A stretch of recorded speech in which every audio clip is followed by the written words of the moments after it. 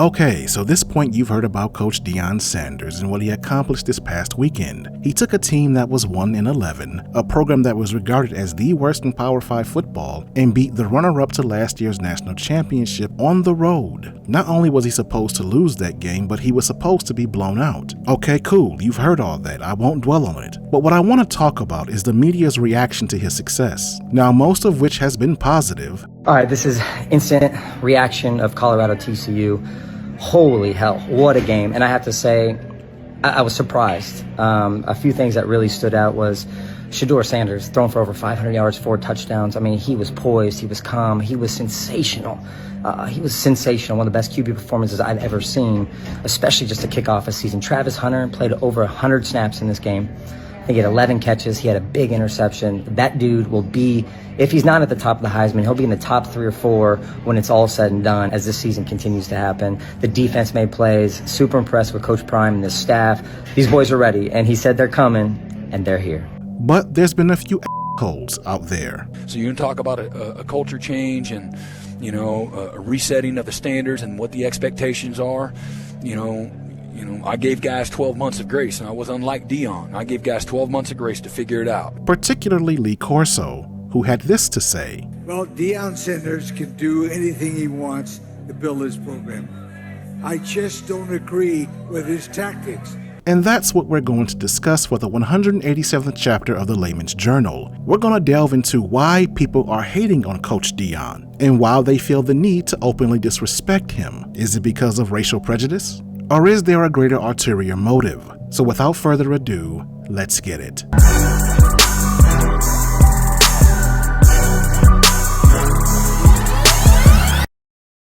First, I'd like to give a shout out to the Dark Black Magic YouTube channel. He made a lot of excellent points regarding this topic, some of which I'm going to use for this video. So let's start with Lee Corso. Transferring for one reason or another from other Power 5 schools to get a shot at Colorado. LC, you've been in the situation taking over a program. What's your reaction to how Deion's gone about his business? Well, Deion Sanders can do anything he wants to build his program. I just don't agree with his tactics.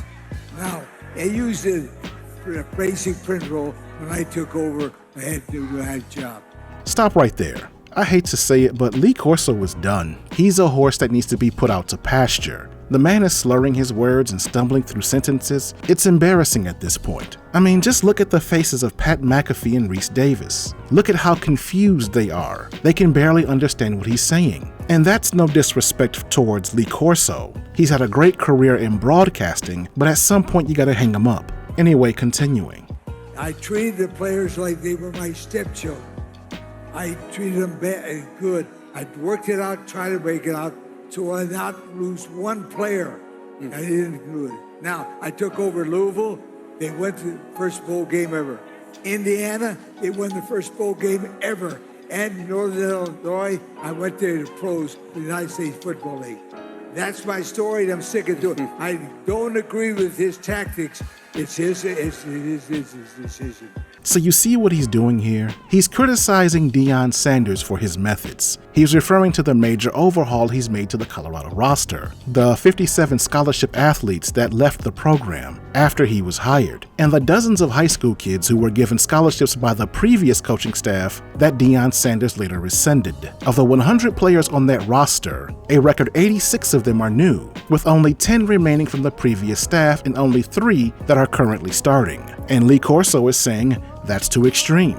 And he's referencing his coaching career, what he did when he took over programs, specifically his time at Louisville and Indiana, and how he did everything he could to keep those kids there. And he used that as a reference to his success. Okay, let's not just take his word for it, let's investigate his claims ourselves. Corso spent 4 seasons at Louisville from 1969 to 1972. And during those 4 seasons, he was 5-4-1, 8-3-1, 6-3-1, and 9-1. Okay, that's not bad. He kept the old players and had a winning season every season he was there. And he left the program in better shape than he found it. But oh no, what's this? Louisville wasn't a major program until 1975, 3 years after he left, when they joined the Metro Conference, and they had to face opponents like Miami, Virginia Tech, South Carolina, and Florida State. By the time they were facing real competition, he was gone. He was coaching at Indiana by that point. Okay, so let's look at his time at Indiana. He spent 10 seasons there, and they posted a combined win-loss total of 41-68 for an average win of 38%. That means he lost more than 60% of his games. And again, he talks about how he kept all the players from the previous coaching staff at Indiana. But look at what he did. His first 6 seasons were a complete failure.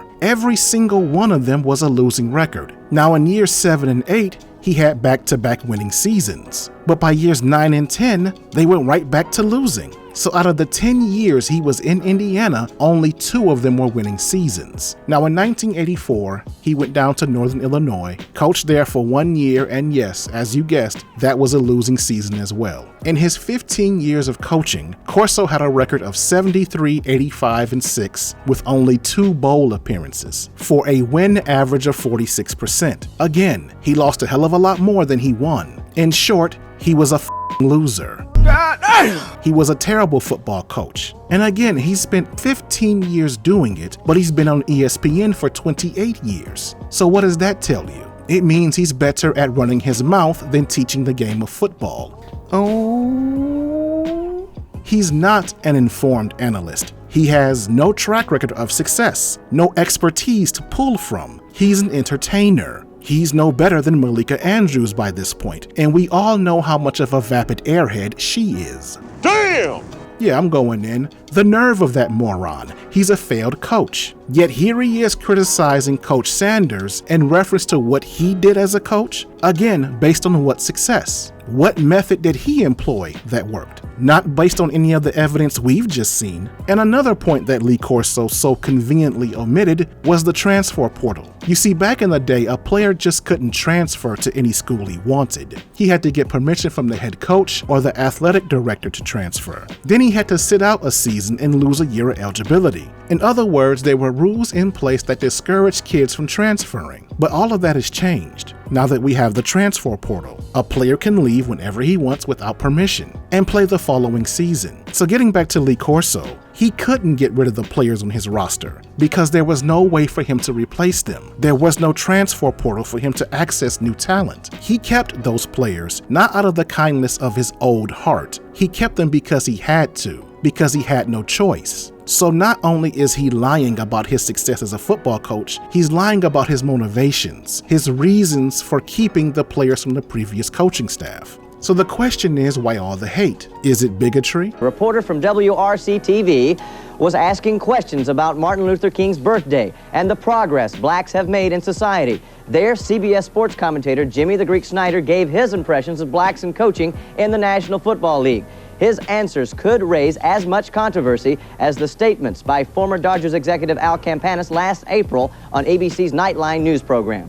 Yeah, pretty soon they're going to have to equalize it for the blacks, for the Greeks, the Jews, and for everybody. I mean, let's make it equal for everybody, you know. And is it equal? What about in sports? Well, they've got everything. If they take over coaching like everybody wants them to, there's not going to be anything left for the white people. I mean, all the players are black. I mean, the only thing that the whites control is the coaching jobs. Now, I'm not being derogatory about it, but that's all that's left for them. The black talent is beautiful. It's great. It's out there. Yeah. But, you know, the only thing left for the whites is a couple coaching jobs. Yeah, maybe we need to get more black coaches, don't you?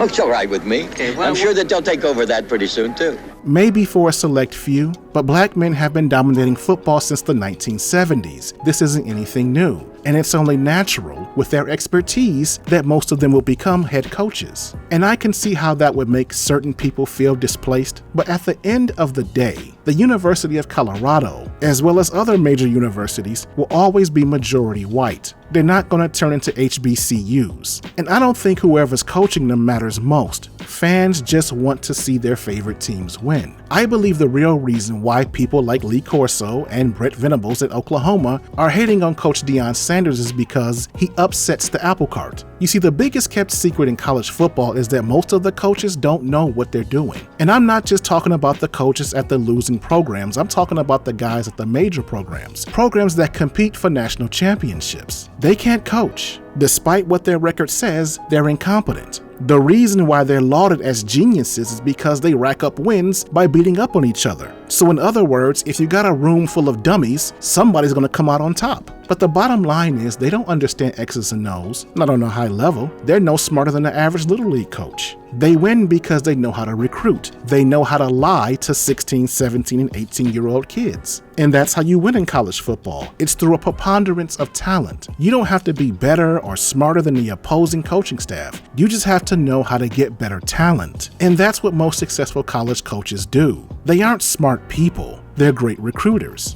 But if you take away that advantage and put them in a league like the NFL, where the talent is negligible, where it's all about schemes, game plans, X's and O's, they'd lose every freaking game by blowout. And that's what they don't like about Coach Deion Sanders. He's another one of those coaches, like a Jim Harbaugh, Nick Saban, Lincoln Riley, or Lane Kiffin, that it takes a massive amount of talent disparity to beat. That's why TCU lost to Colorado, even though they were favored to win by 21 points. Top to bottom, they were more talented, but not by a wide margin. You see, on a scale of 1 to 10, TCU is about a 5 in talent level, while Colorado is about a 3. Yes, even with Shedeur Sanders, Travis Hunter, and Dylan Edwards, Colorado is a 3 in talent level. But Deion Sanders' coaching staff makes them play at a 6, which is why they won. But right now, if Colorado were to face Oklahoma, LSU, or Clemson, programs that are about a 9 or 10 in talent, they'd lose. They'd lose by a wide margin. But let Coach Deion recruit a few offensive linemen, defensive linemen. Let him take Colorado's talent level from a 3 to a 7 and heat dominate them. Because Brett Venables, Brian Kelly, and Dabo Swinney can't coach for shit. They can't match the intellect of a Coach Deion Sanders.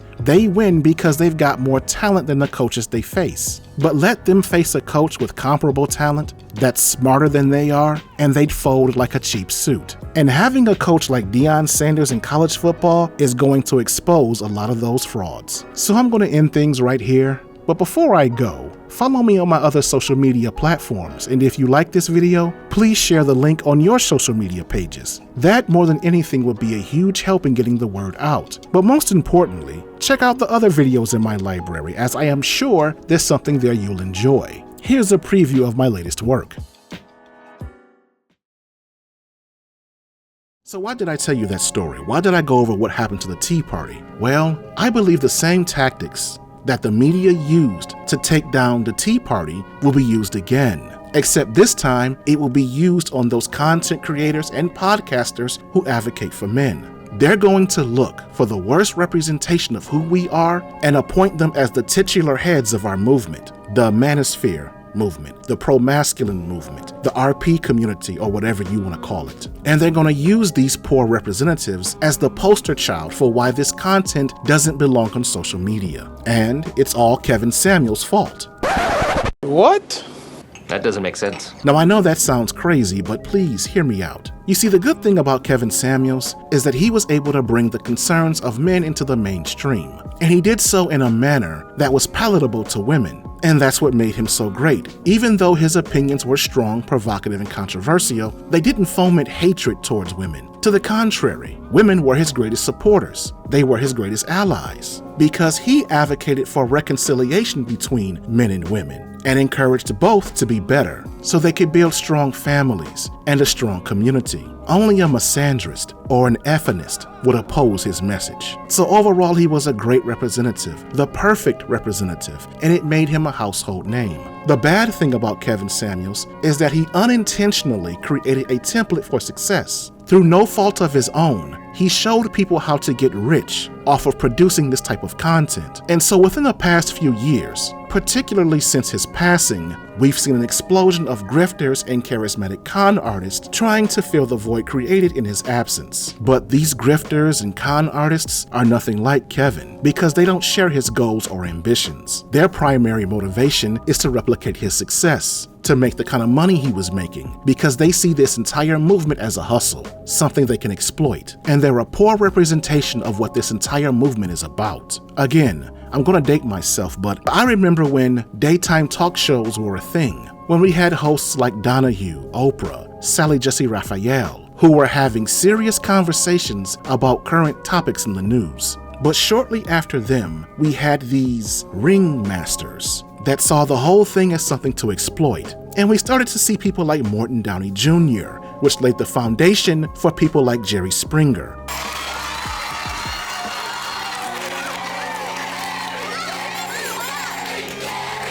Maury Povich. Pete, you are not. And Jenny Jones. Who's calling you in the middle of a show? It's actually his horse. He wants his face back.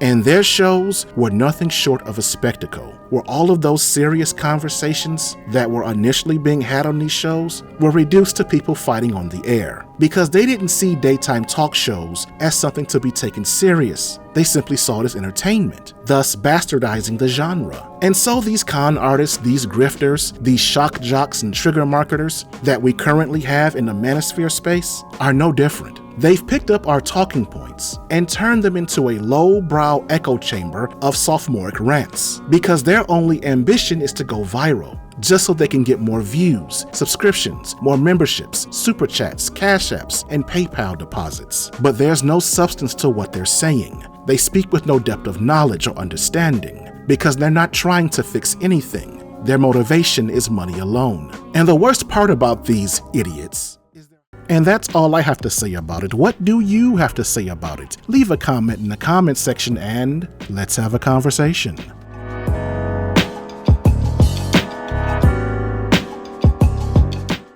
Okay, so you've heard me say this a million times.